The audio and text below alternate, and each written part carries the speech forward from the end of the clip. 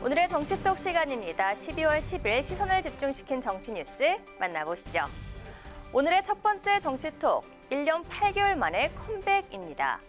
정치 평론을 하지 않겠다며 은퇴를 선언했던 유시민 전 노무현 재단 이사장이 정치 비평 재개와 함께 더불어민주당 이재명 대선 후보 지원 사격에 나섰습니다.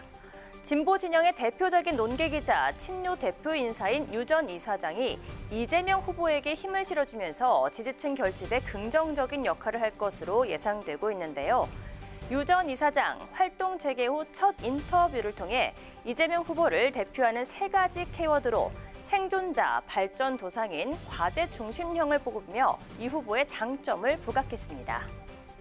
정치적으로도 지난 한 10여 년 동안 사실상 생존자에 가까운 그런 경로를 거쳐왔어요. 진짜 문제가 심각하게 있으면 못 살아남아요. 이런저런 작은 오류들은 있었을지 모르나 정치적 생존을 위태롭게 할 만큼의 어떤 하자나 이런 것들은 없었던 사람 같다. 이재명 후보는 한 인간으로서 정치인으로서 볼 때 완성형이 아니에요. 완성됐던 게 꼭 좋은 건 아니거든요. 그러니까 저는 발전도상인이라고 표현한 것은 이재명 후보가 여전히 더 지금보다 나은 모습으로 갈 가능성이 있다.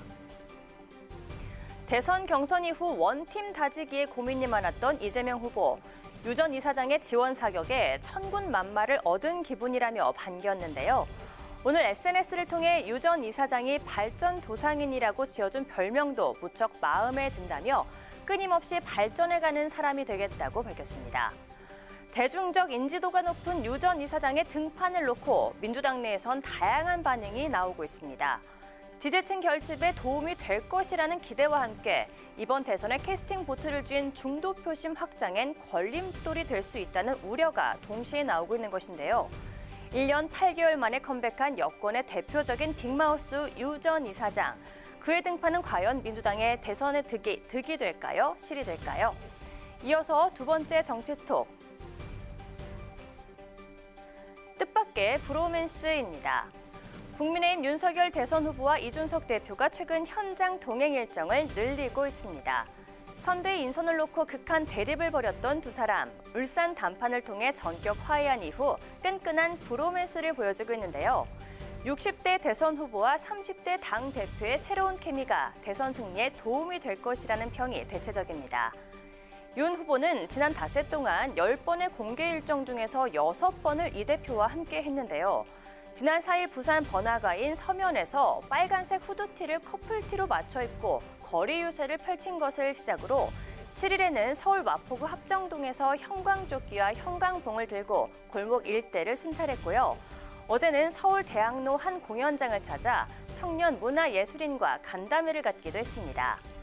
윤 후보, 이 대표와의 밀착 행보에 어느새 적응이 될 것인가요? 청년 문화예술인들의 고충을 듣는 간담회에선 자신을 향한 질문에 답변을 이 대표에게 넘기는 모습이 포착되기도 했습니다. 시사도 있어야 되고 교양도 있어야 되고 다양한 프로그램도 있어야 되는데 네, 그래서 마이크 후보님 네. 아무래도 제가 이 부분 관련해서는 이 대강령을 만약에 또 정부 사실은 이제 저는 이제 영상만 많이 보고 사실 당연히 그런 부분은 공용으로 할 수 있는 걸 시설을 늘려나가는 게 중요해요. 어려운 기능 진행이 누구도 잘 알고 있고.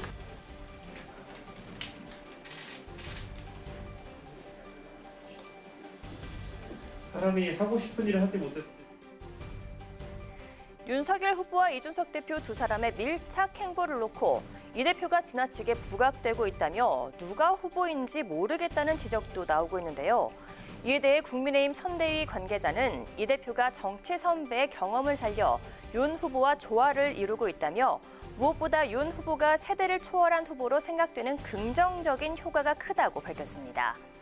연일 선거운동을 함께하며 찰떡궁합을 과시하고 있는 윤석열 후보와 이준석 대표. 시민들이 기념사진 촬영을 요청할 때마다 매번 함께 응하며 화기애애한 모습을 연출하고 있는데요. 윤 후보와 이 대표의 뜻밖의 브로맨스, 유권자들의 표심엔 과연 어떤 영향을 미치게 될까요?